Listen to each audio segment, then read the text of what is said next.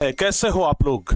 उम्मीद करते हैं कि आप लोग एकदम अच्छे से होंगे और बहुत ही अच्छे तरीके से, एकदम शानदार तरीके से मन लगा करके आप लोग पढ़ाई कर रहे होंगे। और प्यारे बच्चों, कितना शानदार तरीके से कर रहे हैं ये तो आज के इस महा टेस्ट में पता लग जाएगा। क्योंकि आज हम आप लोगों को जो टेस्ट लेने जा रहे हैं इसमें सोशल साइंस का सबसे महत्वपूर्ण चैप्टर, खास करके हिस्ट्री का सबसे महत्वपूर्ण चैप्टर भारत में राष्ट्रवाद का क्वेश्चन होगा। और आप सभी बच्चों को हम एकदम बेहतरीन तरीके से हर एक क्वेश्चन को पढ़ा चुके हैं। आप सभी बच्चों को एकदम बेहतरीन तरीके से एक एक चीज समझाए हैं। इस चैप्टर को इतने बारीकी से पढ़ाए हैं कि हमें लगता है कि हर एक बच्चों का हर एक प्रश्न सही होना चाहिए। तो आइए प्यारे बच्चों, आज के इस टेस्ट में आप सभी लोगों का मोस्ट वेलकम है। सबसे पहले आप सभी बच्चे मिल करके आज इस क्लास को पूरा शेयर कर दीजिए। सबसे पहले आप सभी बच्चे ना मिल करके धुआंधार तरीके से इस क्लास को शेयर कर दीजिए। इतना धुआंधार तरीका से शेयर करिए ताकि आज सब बच्चे अपनी अपनी तैयारी को भली भांति नाप लें कि भाई किस तरीके का हमारा तैयारी है। ठीक है ना, क्योंकि जैसा होगा तैयारी उतना ही होगा परीक्षा में आपकी जिम्मेदारी, और जितना होगा जिम्मेदारी रिजल्ट में उतना ही होगा आपका हिस्सेदारी। तो प्यारे बच्चों, अगर रिजल्ट में अपना हिस्सेदारी बढ़ाना चाहते हैं तो फिर प्यारे बच्चे आप लोग तैयार हो जाइए, एकदम बेहतरीन तरीके से तैयार हो जाइए। आज एक एक क्वेश्चन जब हम आपको पूछेंगे तो उसका जवाब एकदम बेहतरीन तरीके से बताइएगा। सभी बच्चे जल्दी जल्दी से ना सेशन को आज शेयर कर दीजिए। जितने भी बच्चे जुड़े हैं सब लोग मिलकर के जल्दी जल्दी से ना सेशन को आप लोग शेयर कर दीजिए। पहला नंबर क्वेश्चन आपके स्क्रीन पे प्यारे बच्चों शो हो रहा है और आपके सामने पोल भी आ चुका है। एक बार जल्दी से आप लोग बता दीजिए। कह रहा है भारतीय राष्ट्रवाद को उदय का सबसे प्रमुख कारण क्या था। भारत में जो राष्ट्रवाद हुआ इसका सबसे प्रमुख कारण क्या था, ये आप लोगों को बताना है। पहला नंबर क्वेश्चन, भारत में जो राष्ट्रवाद हुआ इसका सबसे प्रमुख कारण क्या है। अच्छा, एक क्वेश्चन पर आप ही लोग बता दीजिए कितना देर टाइम हम आपको दें। टाइम एक बार कमेंट कर दीजिए बाबू। आप लोग ने एक बार फटाफट से टाइम कमेंट कर दीजिए कि आप लोगों को कितना देर टाइम मिलना चाहिए। एक बार जल्दी से कमेंट करके बताइए एक क्वेश्चन पर आप लोगों को कितना टाइम मिलना चाहिए, बताइए। हाँ, टाइम कमेंट कर दीजिएगा कि हर एक क्वेश्चन पर आप लोगों को कितना टाइम मिलना चाहिए। और इस प्रकार का बहुत सारा टेस्ट प्यारे बच्चों आगे लिया जाएगा। ये तो बस अभी शुरुआत है, इस प्रकार के और भी कई सारे टेस्ट अभी लेने बाकी हैं। तो आप लोगों ने कमेंट किया है कि गुरुजी 10 सेकंड से ज्यादा नहीं मिलना चाहिए। चलिए, आप लोगों ने तो बाबू 10 सेकंड कमेंट किया है, हम आपके सामने ना 20 सेकंड का बात करते हैं। हम आपको ना 20 सेकंड का टाइम देते हैं। आप सभी बच्चों को अब की बार दूसरे नंबर क्वेश्चन से 20 सेकंड का टाइम मिलेगा। तो 20 सेकंड के लिए आप लोग तैयार रहिएगा। 20 सेकंड के अंदर क्वेश्चन का आंसर। और पहला का तो जवाब 5000 बच्चों का वोट आ चुका है और ए ऑप्शन है। ए ऑप्शन नंबर बिल्कुल बच्चों ने सही बताया है। तो भारतीय राष्ट्रवाद के उदय का सबसे प्रमुख कारण क्या था, तो जवाब क्या होगा बाबू, जवाब होगा अंग्रेजी शासन के विरुद्ध असंतोष। यानी कि लोग अंग्रेजी शासन यानी कि अंग्रेजों शासन से विरुद्ध थे, अंग्रेजों शासन से असंतोष थे। ठीक है ना, और इसलिए भारत में राष्ट्रवाद हुआ। तो पहला का लगभग सारे बच्चों का सही जवाब हुआ है। दूसरा नंबर क्वेश्चन ये है और आपका ये टाइम भी है। तो बाबू टाइम आपका स्टार्ट हो गया है। दूसरा नंबर क्वेश्चन, ब्रह्म समाज की स्थापना किसने की। देखते हैं, एकदम आसान क्वेश्चन है, सारे बच्चों का सही होना चाहिए। ब्रह्म समाज की स्थापना किसने की, एक बार जल्दी जल्दी से कमेंट करके आप लोग बता दीजिए। ब्रह्म समाज की स्थापना किसने की, एक बार जल्दी जल्दी से आप लोग कमेंट करके बता दीजिए बाबू कि ब्रह्म समाज की स्थापना कौन की है। जल्दी जल्दी से एक बार कमेंट करके बताइए, फटाफट से एक बार कमेंट करिए कि ब्रह्म समाज की स्थापना किसने की। जल्दी से बताओ बाबू। तो आपका जवाब क्या होगा, सही जवाब होगा कि ब्रह्म समाज की स्थापना। उधर 33 सेकंड आपको टाइम मिल गया बाबू, ज्यादा ही मिल गया। राजा राम मोहन राय, यानी कि दूसरा का ये ऑप्शन आप लोगों का भी ए नंबर ऑप्शन सही है। आप में से अधिकांश बच्चों का ए नंबर ऑप्शन आया है। देखिए, 20 सेकंड के अंदर आपको पोल कर देना है। अगर 20 सेकंड के अंदर आप पोल नहीं करते हैं तो फिर दिक्कत होगा, इसलिए 20 सेकंड के अंदर अंदर आपको पोल बाबू कर देना है। तीसरा नंबर क्वेश्चन बता दीजिए। लीजिए भाई, नया टाइम आपके लिए शुरू हो गया है। आर्म्स एक्ट किसने लागू किया था। यही आर्म्स एक्ट प्यारे बच्चों याद करिए, जिसको हम लोग क्या कहते हैं, शस्त्र अधिनियम कहते हैं। आर्म्स एक्ट जिसको क्या कहते हैं, शस्त्र अधिनियम कहते हैं कि नहीं कहते हैं। आपको हम आज भी बताए हैं, आज सुबह सुबह ही बताए थे कि शस्त्र अधिनियम किसने लागू किया था। वर्नाक्यूलर प्रेस एक्ट हो गया, शस्त्र अधिनियम हो गया, ये सब कुछ बताए थे ना आप लोगों को। वर्नाक्यूलर प्रेस एक्ट के बारे में बताए थे, आर्म्स एक्ट के बारे में बताए थे, तो फिर बताइए ना कि ये शस्त्र अधिनियम किसने लागू किया था। बताओ बाबू एक बार फटाफट से, शस्त्र अधिनियम किसने लागू किया था? तो जवाब क्या होगा? जवाब क्या होगा भाई? ए नंबर ऑप्शन बता रहे हैं। अरे तीसरा का ए नंबर ऑप्शन, डलहौजी ने। भाई डलहौजी कब बताए थे हम आप लोगों को? डलहौजी कभी हम बताए हैं कि शस्त्र अधिनियम डलहौजी लागू किया था? लॉर्ड डलहौजी का नाम हम पूरे चैप्टर में भी कहीं पर लिए हैं, चौथा नंबर चैप्टर में, पूरे चैप्टर में भी कहीं पर लॉर्ड डलहौजी का हम नाम लिए हैं? कहीं नहीं लिए हैं। तो भाई मेरे इसका जवाब याद रखिएगा, लॉर्ड लीटन होगा। लॉर्ड लीटन याद रहेगा, लॉर्ड लीटन ने आर्म्स एक्ट लागू किया था। किसने किया था? लॉर्ड लीटन ने आर्म्स एक्ट लागू किया था, याद रखिएगा। आगे बता दीजिए। हाँ, अगला नंबर क्वेश्चन का टाइम है बाबू। बंगाल विभाजन के परिणाम स्वरूप किस आंदोलन की शुरुआत हुई? प्यारे बच्चों आपको पता होगा 1905 ईस्वी, 1905 ईस्वी में बंगाल विभाजन हुआ था, जिसमें बंगाल को दो भागों में बांटा गया था। अंग्रेजों का रणनीति था कि फूट डालो और शासन करो, हिंदुओं और मुसलमानों में फूट डालेंगे और शासन करेंगे। तो प्यारे बच्चों बंगाल विभाजन के परिणाम स्वरूप किस आंदोलन की शुरुआत हुई? बताइए। बंगाल विभाजन के परिणाम स्वरूप किस आंदोलन की शुरुआत हुई थी? एक बार जल्दी से बता दीजिए। बंगाल विभाजन के परिणाम स्वरूप किस आंदोलन की शुरुआत हुई थी? जवाब क्या होगा एक बार बताइए। बी नंबर ऑप्शन सबसे ज्यादा बताने वाले बच्चे जा रहे हैं, बी नंबर की ओर सबसे ज्यादा बच्चे भाग रहे हैं भाई। और आप लोगों को हमने 20 सेकंड कहा है, लेकिन आप लोग टाइम बहुत ज्यादा ले रहे हैं, इसलिए आपसे रिक्वेस्ट है थोड़ा सा फास्ट जवाब दीजिए बाबू, ठीक है ना। बंगाल विभाजन के परिणाम स्वरूप किस आंदोलन की शुरुआत हुई? जवाब क्या होगा? जवाब होगा यहां पे बंगाल विभाजन में हुआ था बंग भंग आंदोलन। क्या हुआ था? बंग भंग, यानी कि चौथा का बी ऑप्शन। बंगाल विभाजन में हुआ था बंग भंग आंदोलन, यानी कि चौथा का बी ऑप्शन सही होगा। आइए पांचवा नंबर क्वेश्चन, चलिए एक बार जल्दी जल्दी से जवाब बताइएगा, टाइमिंग आपका शुरू हो गया है। बंगाल विभाजन 1911 में किसने रद्द किया? आपको बताए थे कि बंगाल विभाजन 1905 में लागू हुआ था, 1905 में लागू हुआ था, और बाबू 1911 में रद्द भी हो गया था, 1911 में ना रद्द भी हो गया था। आप लोगों को यह बताना है कि आखिर रद्द किसने किया था, बंगाल विभाजन को रद्द किसने किया था, यह बता दीजिए। पांचवा का जवाब जवाब जवाब बी ऑप्शन आ रहा है, गलत हो जाएगा। अगर बी ऑप्शन आप जवाब दे रहे हैं तो संभल जाइए, गलत हो जाएगा बाबू। पांचवा का जवाब बी ऑप्शन तो कभी नहीं होगा, पांचवा का जवाब बी ऑप्शन तो कभी नहीं होगा, गलत हो जाएगा। हम संभलने के लिए बोल रहे हैं, पांचवा का जवाब बी ऑप्शन कभी नहीं होगा बाबू, हम संभलने के लिए बोल रहे हैं। इसका जवाब होगा डी ऑप्शन, लॉर्ड हार्डिंज। और बच्चे इसका जवाब गलत बताया है। तो चलिए कोई बात ना, एक दो क्वेश्चन अगर गलत भी हो जाए तो चल जाता है, ठीक है ना। जहां पर इतने सारे क्वेश्चन हो रहे हैं वहां पर एक आध क्वेश्चन गलत हो जाना कोई बड़ी बात नहीं है। आइए बाबू छठा नंबर क्वेश्चन, फूट डालो और शासन करो की नीति किसने अपनाई थी? ये किसका नीति था कि फूट डालो और शासन करो, यानी कि हिंदू और मुसलमानों के बीच में फूट डालो और शासन करो, ये किसका नीति था? आप लोग बताइए। हिंदुओं और मुसलमानों के बीच में फूट डाल दो और फूट डाल करके शासन करो, यह नीति किसका था बाबू? एक बार जल्दी से बता दीजिए, फटाफट से बताइए। हिंदुओं और मुसलमानों के बीच में फूट डालो और शासन करो की नीति कौन अपनाया था? एक बार फटाफट से बता दीजिए। फूट डालो और शासन करो की नीति किसने अपनाया? तो प्यारे बच्चों फूट डालो और शासन करो यानी कि राज करो, वाह क्या बात है। इसका जवाब देखिए कैसे सब लोग दे रहे हैं, यानी कि हार्ड क्वेश्चन आता है तो थोड़ा आप लोग समय लेते हैं जवाब देने में, और जब क्वेश्चन आसान आता है तो जवाब तुरंत आपके मुंह से निकल जाता है। देखिए ये आसान क्वेश्चन था, तुरंत सब लोग अभी जस्ट नाउ में ही सब लोग बता दिए हैं आंसर, और वाह ए नंबर ऑप्शन सबसे ज्यादा बच्चों ने बताया है, यानी कि फूट डालो और राज्य करो की नीति अंग्रेजों ने अपनाया। 6 का ए ऑप्शन सही होगा, फूट डालो और राज्य करो की नीति अंग्रेजों ने, बाबू याद रखिएगा। आगे प्यारे बच्चों 7वां नंबर क्वेश्चन है, 7वां नंबर क्वेश्चन है सिपाही विद्रोह कब हुआ था?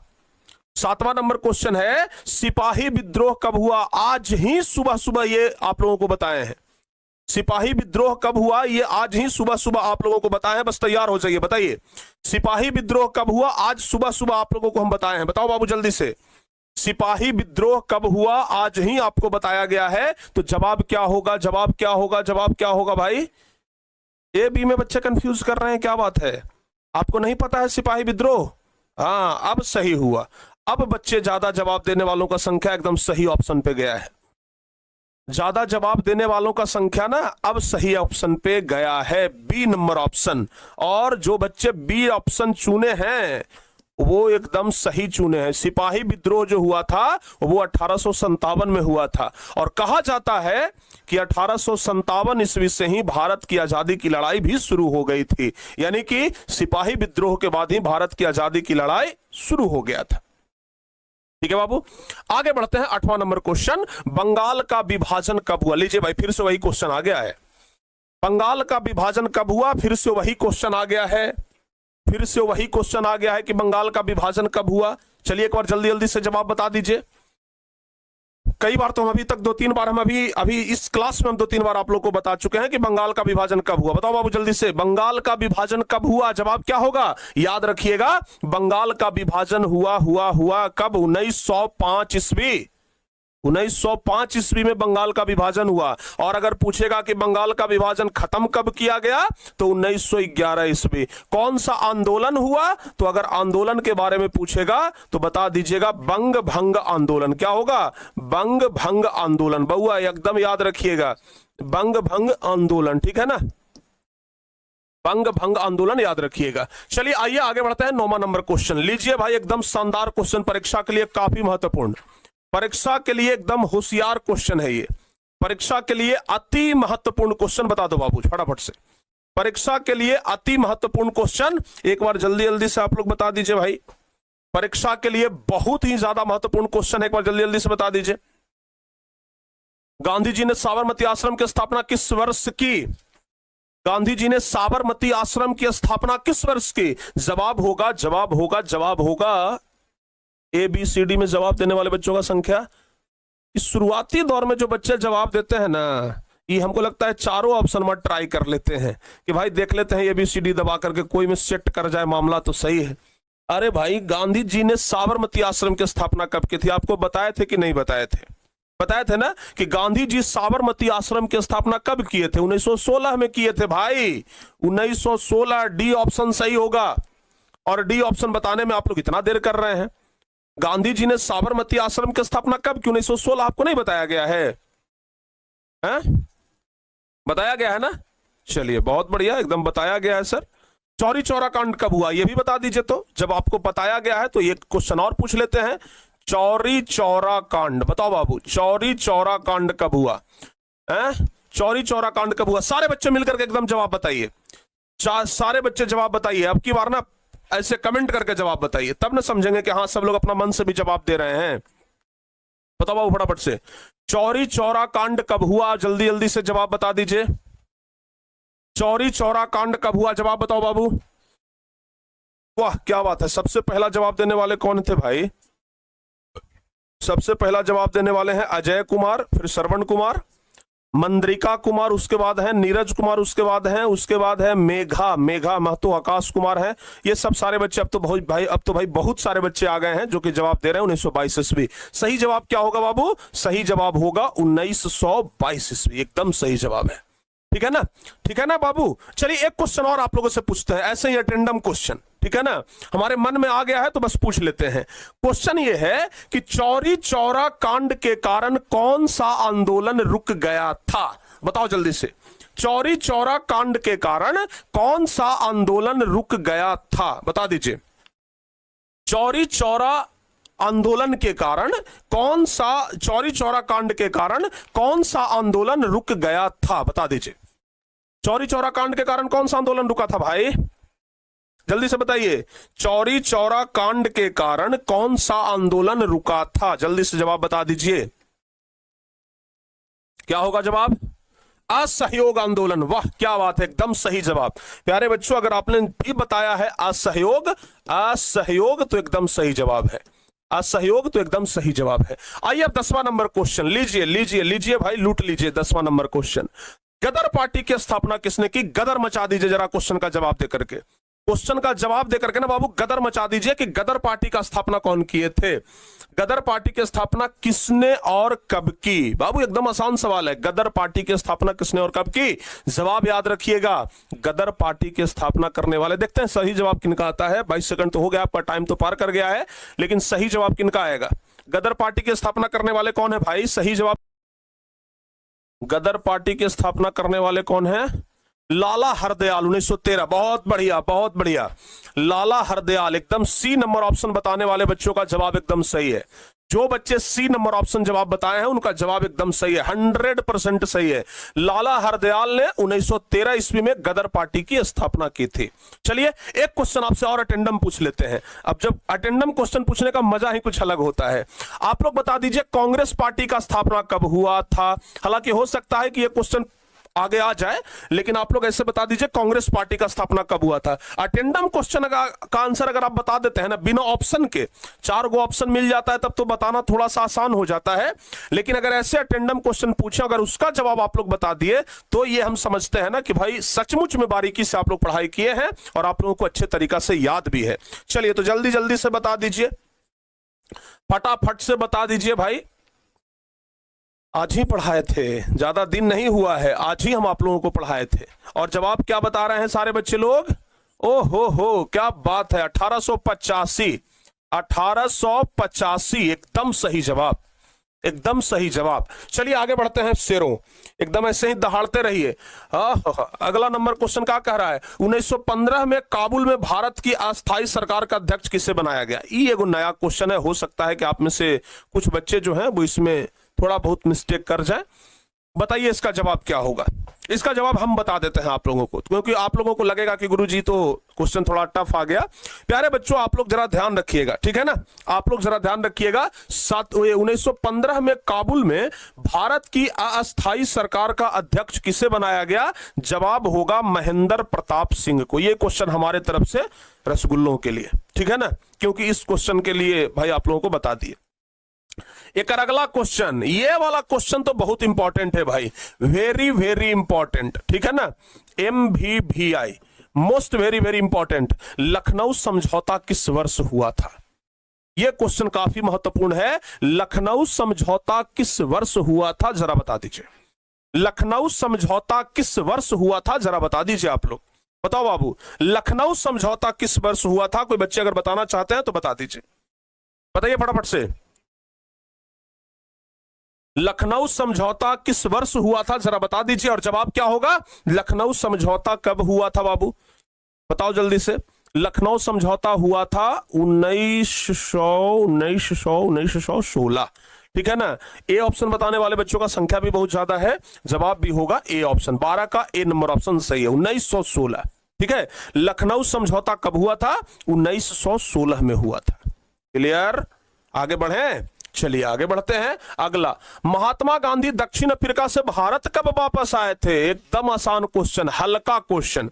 गांधी जी दक्षिण अफ्रीका से भारत वापस कब आए? ये वाला क्वेश्चन बता दीजिए। गांधी जी दक्षिण अफ्रीका से भारत कब आए थे बाबू? ये क्वेश्चन बता दीजिए। और अभी देख लीजिए टेस्ट में भाई हमें बड़ा खुशी होता है कि टेस्ट में कम से कम आप लोग बच्चे अधिक संख्या में जुड़ते हैं, ठीक है ना।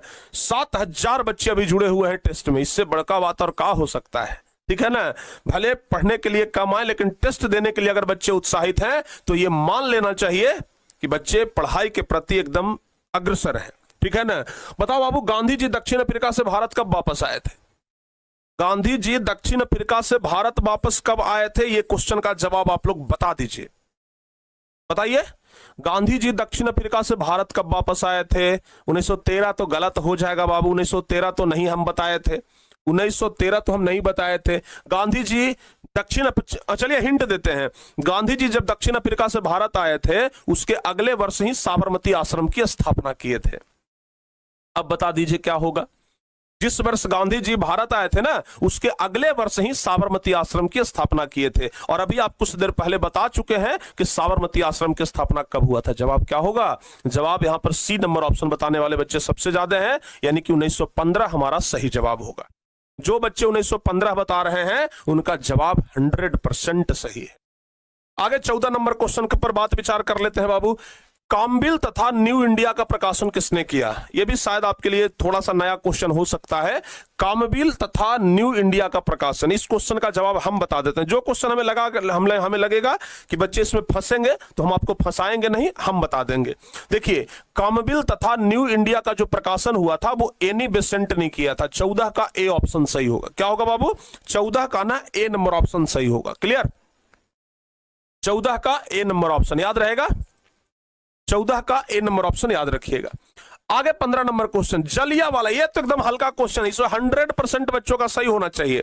जलियांवाला बाग हत्याकांड कब हुआ? बताओ बाबू, जलियांवाला बाग हत्याकांड कब हुआ? जरा फटाफट से चुटकी में आंसर बता दीजिए। जलियांवाला बाग हत्याकांड बताओ बाबू, जल्दी जल्दी से। ये तो क्वेश्चन आसान है, सब बच्चों का सही होना चाहिए। जलियांवाला बाग हत्याकांड कब हुआ था बता दीजिए। जलियांवाला बाग हत्याकांड कब हुआ था बताओ बाबू, क्या कब हुआ था? A option. ए ऑप्शन में क्या है जी? 13 अप्रैल 1919। लॉक कर दिया जाए क्या? ए ऑप्शन को ही लॉक कर दिया जाए। जलियांवाला बाग हत्याकांड ए ऑप्शन को लॉक कर दिया जाए। 13 अप्रैल 1919। बहुत बढ़िया, ए नंबर ऑप्शन सही होगा। जलियांवाला बाग हत्याकांड 13 अप्रैल 1919 को हुआ था। जलियांवाला बाग हत्याकांड 13 अप्रैल 1919 को हुआ था। आगे बढ़ते हैं 16 नंबर। जलियांवाला बाग हत्याकांड के विरोध में किसने कैसरे हिंद की उपाधि लौटा दिया था? यह भी क्वेश्चन एकदम आसान है। कौन वो व्यक्ति थे जो जलियांवाला बाग हत्याकांड होने के बाद अपनी उपाधि लौटा दिए थे? कैसरे हिंद की उपाधि। बाबू, कैसरे हिंद की उपाधि आपको पढ़ाए थे जलियांवाला बाग हत्याकांड, वहां पर बताए थे कि 2 ऐसे व्यक्ति थे जो अपनी अपनी उपाधि को लौटा दिए थे। 2 ऐसे व्यक्ति थे जो अपनी अपनी उपाधि को लौटा दिए थे। कौन कौन वो व्यक्ति थे? एक थे गांधी जी और एक थे रविंद्रनाथ टैगोर। और गांधी जी ने कैसरे हिंद की उपाधि लौटाई थी और रविंद्रनाथ टैगोर ने ध्यान रखिएगा नाइट की उपाधि, जिसको सर की उपाधि भी कहते हैं, वो लौटाई थी। तो जलियांवाला बाग हत्याकांड के विरोध में कैसरे हिंद की उपाधि लौटा दिया था गांधी जी ने। सी नंबर ऑप्शन सही हो। जो बच्चे सी नंबर ऑप्शन बता रहे हैं उनका जवाब बिल्कुल सही है। 17, रॉलेट एक्ट किस वर्ष पारित हुआ? यह जवाब बता दीजिए। रॉलेट एक्ट किस वर्ष पारित हुआ जरा बता दीजिए। 17 नंबर क्वेश्चन, रॉलेट एक्ट किस वर्ष पारित हुआ जरा बताओ बाबू। रॉलेट एक्ट किस वर्ष पारित हुआ जरा बताइए। ये तो सबको पता है, जिसको काला कानून कहा गया था। यही तो रॉलेट एक्ट है बाबू, जिसको क्या कहा गया था? काला कानून कहा गया। इसको क्या कहा गया? काला कानून कहा गया। रॉलेट एक्ट जिसको क्या कहा गया? काला कानून कहा गया। याद रखिएगा, रॉलेट एक्ट जिसको क्या कहा गया बाबू? काला कानून कहा गया। इसको ना आप लोग अच्छे तरीके से याद रखिएगा। यहां तक याद रहेगा? चलिए सर जी, एकदम याद रहेगा, बहुत बढ़िया। तो रॉलेट एक्ट किस वर्ष पारित हुआ था जरा बताओ बाबू। रॉलेट एक्ट 1919 बताने वाले बच्चों का संख्या है 47%, यानी कि बच्चे एकदम सही जवाब दे रहे हैं। 17 का बी नंबर ऑप्शन। तो बउआ 17 का बी नंबर ऑप्शन सही होगा। 17 का बी नंबर ऑप्शन क्या होगा? सही जवाब होगा। आइए आगे बढ़ते हैं। रॉलेट कानून किस उद्देश्य से बनाया गया ये जरा बता दीजिए।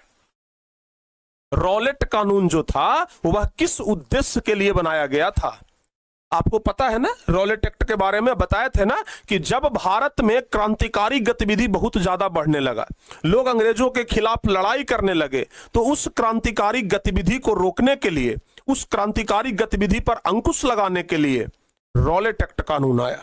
ठीक है ना, क्रांतिकारी गतिविधि पर अंकुश लगाने के लिए रॉलेट एक्ट कानून आया। और प्यारे बच्चों, रॉलेट कानून किस उद्देश्य से बनाया गया था? तो क्रांतिकारी गतिविधियों पर अंकुश लगाने के लिए ही, यानी कि 18 का डी ऑप्शन होगा, क्रांतिकारी गतिविधियों पर अंकुश लगाने के लिए। यहां 18 का डी ऑप्शन बताने वाले बच्चों का संख्या भाई सबसे ज्यादा है। 18 का डी ऑप्शन बताने वाले बच्चों का संख्या सबसे ज्यादा है, याद रखिएगा। आइए बाबू अगला नंबर क्वेश्चन, 19वां नंबर क्वेश्चन देखते हैं। जलियांवाला बाग हत्याकांड की जांच के लिए सरकार ने किस समिति का गठन किया था? बताइए।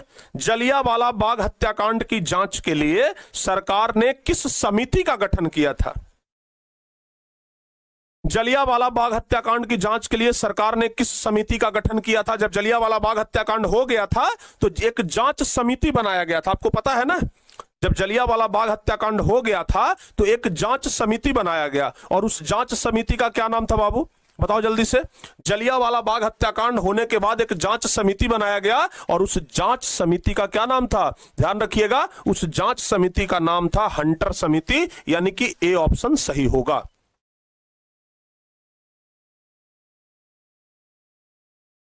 हंटर समिति बाबू, याद रहेगा, हंटर समिति। जलियांवाला बाग हत्याकांड की जांच के लिए कौन सा समिति बनाया गया था? हंटर समिति। 19 का ना ए ऑप्शन आप लोग ध्यान रखिएगा, ध्यान रहेगा 19 का ए नंबर ऑप्शन। सारे बच्चों का सही है, बहुत बढ़िया। आगे बढ़ते हैं, अगला नंबर क्वेश्चन 20वां नंबर क्वेश्चन।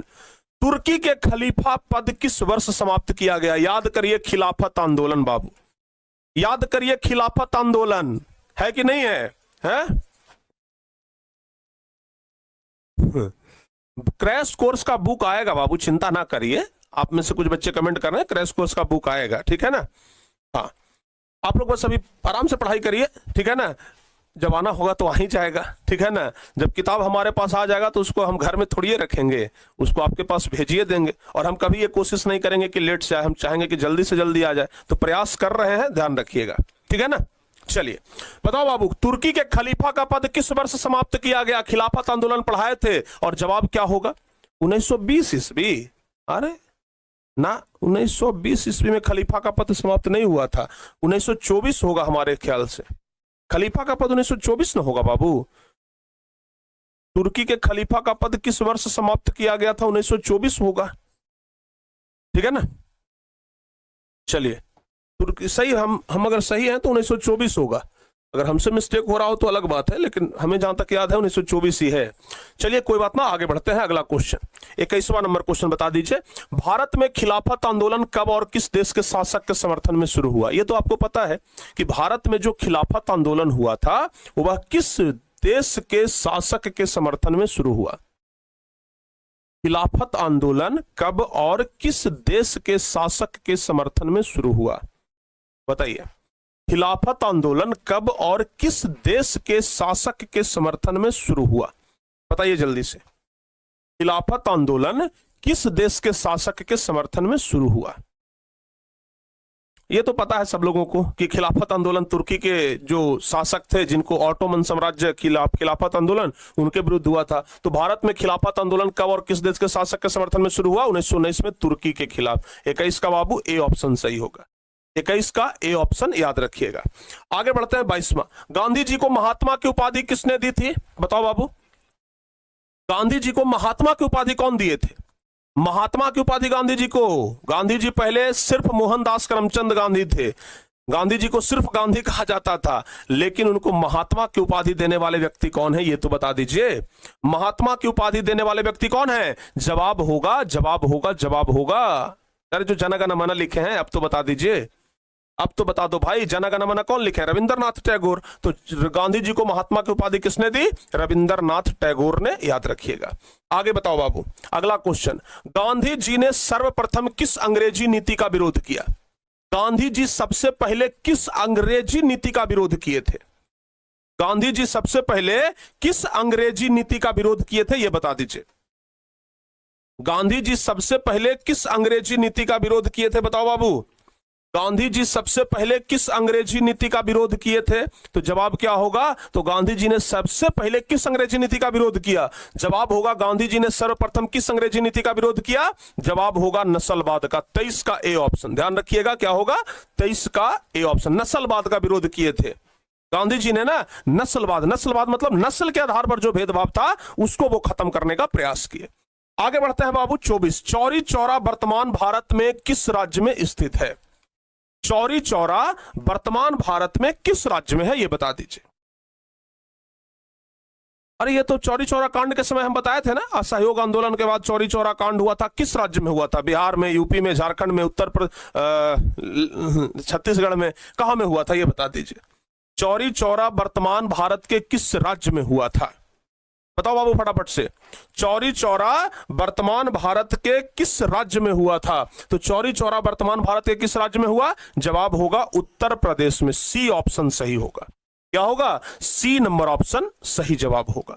आगे बढ़ते हैं प्यारे बच्चों। महात्मा गांधी अपना राजनीतिक गुरु किसे मानते थे? बताइए, महात्मा गांधी अपना राजनीतिक गुरु किसे मानते थे? आपको बताए थे ना कि जब महात्मा गांधी राजनीति में आए तो पहले उन्होंने अपना गुरु बनाया। भाई दुनिया में ना महात्मा गांधी भी गुरु के बिना महात्मा नहीं बन पाए थे, गांधी नहीं बन पाए थे। गुरु का जरूरत सब लोगों को पड़ता है। तो यहां पर गांधी जी अपना राजनीतिक गुरु किसको बनाए थे? सी ऑप्शन सबसे ज्यादा आ रहा है। गलती है भाई, सी ऑप्शन तो बिल्कुल गलत जवाब हो जाएगा। कैसे सी ऑप्शन बता रहे हैं आप? जल्दी जल्दी से जवाब दीजिए। 25वां का सही जवाब बी ऑप्शन अब बच्चे बता रहे हैं। हाँ, बी ऑप्शन अगर आपका जवाब है तो बिल्कुल सही है, गोपाल कृष्ण गोखले। महात्मा गांधी जी अपना राजनीतिक गुरु किसे बनाए थे? गोपाल कृष्ण गोखले को बनाए थे। महात्मा गांधी अपना राजनीतिक गुरु किसे बनाए थे? गोपाल कृष्ण गोखले को बनाए थे। आगे बढ़ते हैं। अपनी पुस्तक हिंद स्वराज में गांधी जी ने किस आंदोलन का उल्लेख किया है? गांधी जी ने किस आंदोलन का उल्लेख किया है अपनी पुस्तक हिंद स्वराज में? बताइए। अपनी पुस्तक हिंद स्वराज में गांधी जी ने किस आंदोलन का उल्लेख किया है? गांधी जी ने एक किताब लिखा था हिंद स्वराज, उसमें गांधी जी अपने सबसे बड़े आंदोलन जो असहयोग आंदोलन है उसका जिक्र करते हैं। तो गांधी जी असहयोग आंदोलन का जिक्र किए थे। गांधी जी किसका जिक्र किए थे? असहयोग आंदोलन का जिक्र किए थे। ठीक है ना?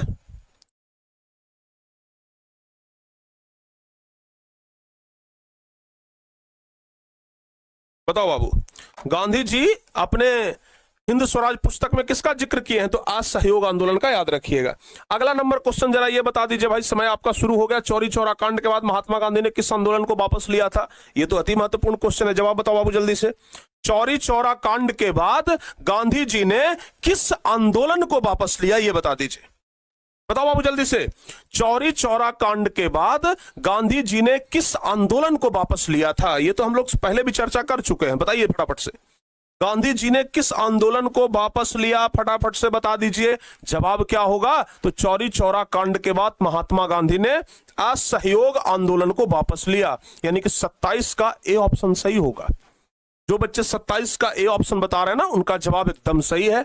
आगे बढ़ते हैं। 28वां नंबर क्वेश्चन। असहयोग आंदोलन का प्रस्ताव कांग्रेस के किस अधिवेशन में पारित हुआ था? आप लोगों को यह भी हम बताए थे कि असहयोग आंदोलन का प्रस्ताव पारित हुआ था कांग्रेस के किस अधिवेशन में, यह बता दीजिए। असहयोग आंदोलन का प्रस्ताव कांग्रेस के किस अधिवेशन में पारित हुआ था? बताओ बाबू।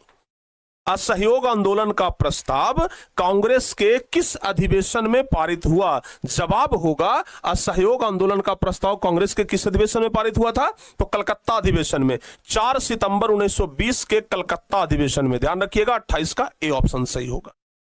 याद रहेगा, ध्यान रखिएगा। आगे बढ़ते हैं। महात्मा गांधी ने किस पत्रिका का संपादन किया? यह भी एक शानदार क्वेश्चन है जो परीक्षा में आता है कि आखिर महात्मा गांधी ने किस पत्रिका का संपादन किया है। महात्मा गांधी एक पत्रिका लिखते थे, तो कौन सा पत्रिका था यह बता दीजिए।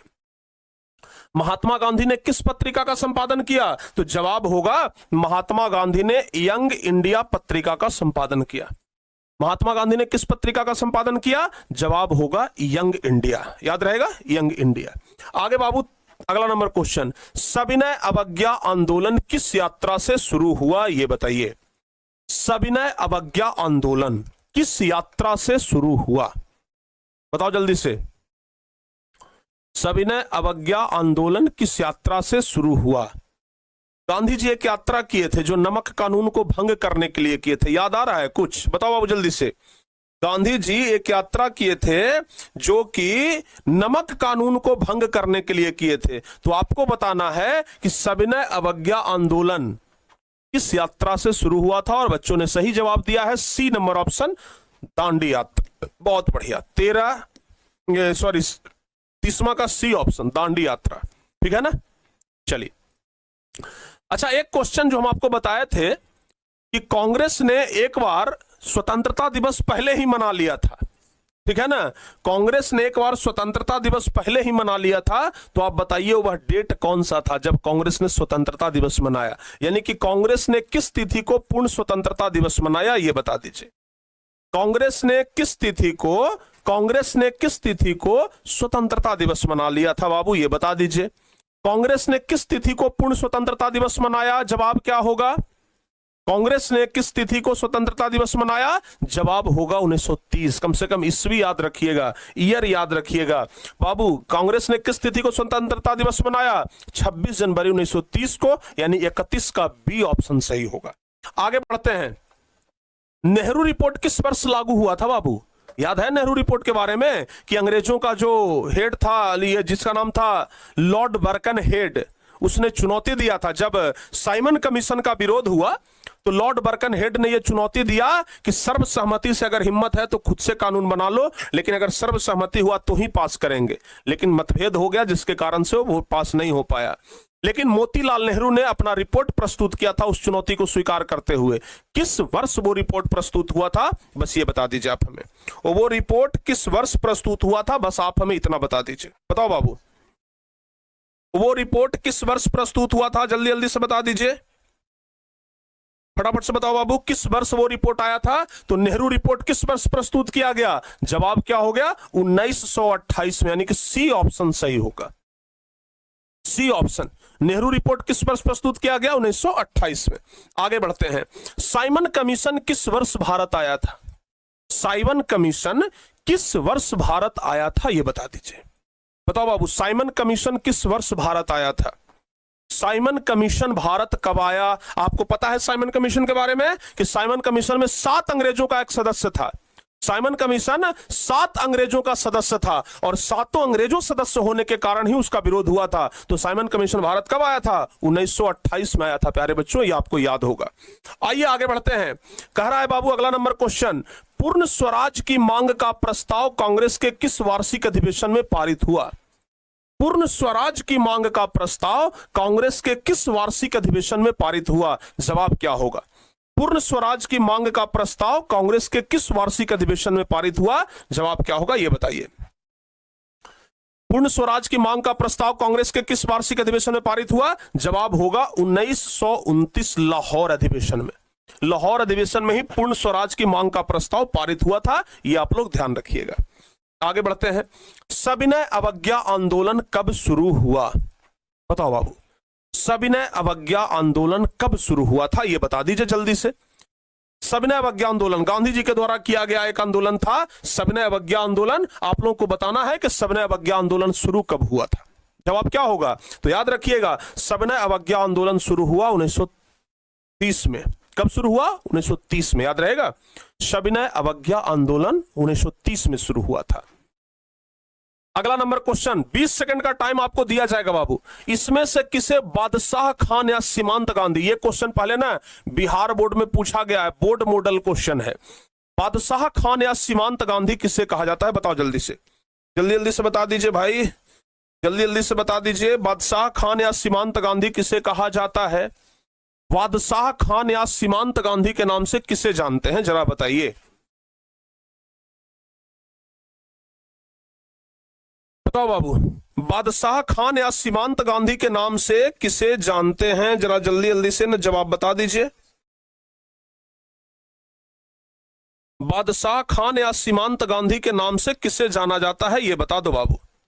बादशाह खान या सीमांत गांधी के नाम से किसे जानते हैं, जवाब होगा खान अब्दुल गफ्फार खान। सबसे ज्यादा बी ऑप्शन जवाब दिए हैं, लेकिन गलत जवाब है आपका। खान अब्दुल गफ्फार खान को कहते हैं सीमांत गांधी। आगे बढ़ते हैं, नमक कानून कब भंग हुआ था बाबू, ये बता दीजिए। ये तो आपको याद भी होगा, गांधी जी के द्वारा नमक कानून भंग किया गया, लेकिन कब भंग किया गया ये बताइए। नमक कानून को कब भंग किया गया गांधी जी के द्वारा। दांडी यात्रा किए थे ना, और दांडी नामक स्थान पे जाकर के खुद से नमक बना करके दांडी यात्रा को क्या किए, भंग किए थे। तो प्यारे बच्चों, आप हमें बता दीजिए कि नमक कानून कब भंग हुआ था, ये बता दो बाबू जल्दी जल्दी से। नमक कानून कब भंग हुआ था, जल्दी से बताइए बाबू, फटाफट से बताइए। नमक कानून कब भंग हुआ था, तो जवाब होगा 1930 में। क्या जवाब होगा, 6 अप्रैल 1930 को नमक कानून भंग हुआ। नमक कानून कब भंग हुआ, 6 अप्रैल 1930 को। आगे बढ़ते हैं, गांधी जी ने दांडी यात्रा किस तिथि को आरंभ की। गांधी जी दांडी यात्रा किस तिथि को आरंभ किए थे, जरा ये बता दीजिए। गांधी जी दांडी यात्रा किस तिथि को आरंभ किए थे। गांधी जी ने दांडी यात्रा किस तिथि को आरंभ किया, जरा बता दीजिए। तो गांधी जी ने दांडी यात्रा किस तिथि को आरंभ किया, जवाब होगा 12 मार्च को शुरू किए थे। आपको याद होगा 12 मार्च को शुरू किए थे, 5 मार्च को पहुंच गए थे और 6 मार्च को वो नमक कानून भंग किए थे। तो गांधी जी ने दांडी यात्रा किस तिथि को आरंभ किया, तो 12 मार्च को। खत्म किस तिथि को, मतलब दांडी यात्रा में नमक कानून कब भंग किए, तो नमक कानून भंग किए थे, ध्यान रखिएगा, 6 अप्रैल को। आगे बढ़ते हैं बाबू, नमक कानून भंग करने के लिए गांधी जी ने किस स्थान को चुना था, यह जवाब बता दीजिए। नमक कानून को भंग करने के लिए गांधी जी ने किस स्थान को चुना था, बताओ बाबू जल्दी जल्दी से। नमक कानून को भंग करने के लिए गांधी जी ने किस स्थान को चुना था?